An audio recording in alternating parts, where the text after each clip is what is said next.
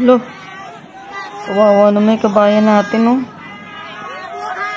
Naku po.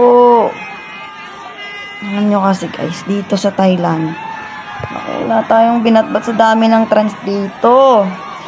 Tsaka, karamihan pa naman dito yung mga trans sa lalaking bulas. Ako nga minsan nag-vlog kami ni Jose sa video eh. Pinakyuhan ako ng isang trans dito. Pinakyuhan yung camera, buti na lang malaking tao si Jess. Muntik hablutin yung trantadong putang na sira ulo. Kagaya niyan. 20 lang yung kabayan natin. Tapos 100 yung Tay. Ako, talagang kuyog yan. Tsaka sila, wala silang pakikait may pulis. Naku. Pati nga pulis yan, bubugbugin nila eh.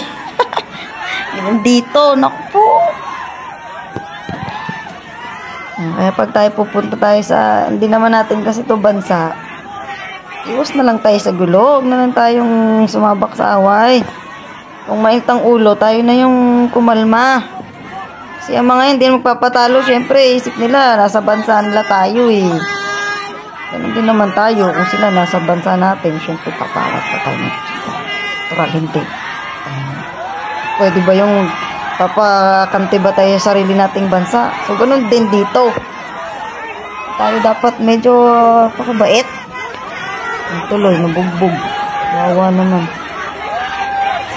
Dito pa naman.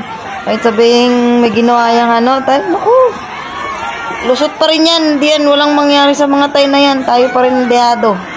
Kahit balik-balik ta rin natin. Ano lang tayo dito? Dayo lang. Ganun din naman sila eh, pag pumunta sa Pilipinas. Boss.